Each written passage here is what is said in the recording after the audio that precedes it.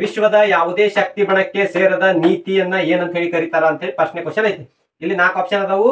ನೀಲಿ ನೀರಿನ ನೀತಿ, ವರ್ಣಭೇದ ನೀತಿ, ಅಲಿಪ್ತ ನೀತಿ, ಮಾನವ ಹಕ್ಕುಗಳ ನೀತಿ. ಈ 4 ಆಪ್ಷನ್ ಅಲ್ಲಿ ಇದಕ್ಕೆ ರೈಟ್ ಆದಂತ ಆನ್ಸರ್ ಯಾವುದು? ಅಲಿಪ್ತ ನೀತಿ.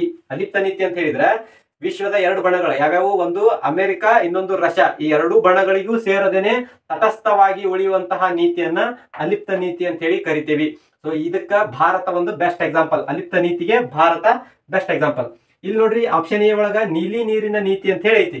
ಈ ನೀಲಿ ನೀರಿನ ನೀತಿಯನ್ನ ಜಾರಿಗೆ ತಂದಂತಹ ವ್ಯಕ್ತಿ ಯಾರು ಅಂತ ಹೇಳಿದ್ರೆ Francisco D Almeida. Francisco D Almeida ಅನ್ನುವಂತ ವ್ಯಕ್ತಿ ಈ ನೀಲಿ ನೀರಿನ ನೀತಿಯನ್ನ ಜಾರಿಗೆ ತರ್ತಾನ. ಇವನ್ ಬಗ್ಗೆ ಇನ್ನೊಂದ್ ಚೂರು ಎಕ್ಸ್ಟ್ರಾ ಇನ್ಫಾರ್ಮೇಶನ್ ಕೊಡೋದಾದ್ರೆ ಪೋರ್ಚುಗೀಸ್ ದೇಶದಿಂದ ಭಾರತಕ್ಕೆ ಬಂದಂತಹ ಮೊಟ್ಟ ಮೊದಲ ವೈಸರಾಯ ಇವಾಗಿರ್ತಾನ. ಸೊ ಇಲ್ಲಿ ವರ್ಣಭೇದ ನೀತಿ ಅಂತ ಹೇಳೈತಿ. ಈ ವರ್ಣಭೇದ ನೀತಿಯ ಬಗ್ಗೆ ಸ್ವಲ್ಪ ಇನ್ಫಾರ್ಮೇಶನ್ ಕೊಡೋದಾದ್ರೆ ದಕ್ಷಿಣ ಆಫ್ರಿಕಾದಲ್ಲಿ ಗಾಂಧೀಜಿಯವರಲ್ಲಿ ಹೋದಾಗ ಈ ವರ್ಣಭೇದ ನೀತಿಯ ವಿರುದ್ಧವೇ ಪ್ರಪ್ರಥಮವಾಗಿ ತಮ್ಮ ಹೋರಾಟವನ್ನ ಮಾಡಿ ಸಕ್ಸಸ್ ಅನ್ನ ಕಾಣ್ತಾರ. ಇನ್ನು ಮಾನವ ಹಕ್ಕುಗಳ ನೀತಿ ಬಗ್ಗೆ ಅಷ್ಟೇನು ಇನ್ಫಾರ್ಮೇಶನ್ ಬೇಡ.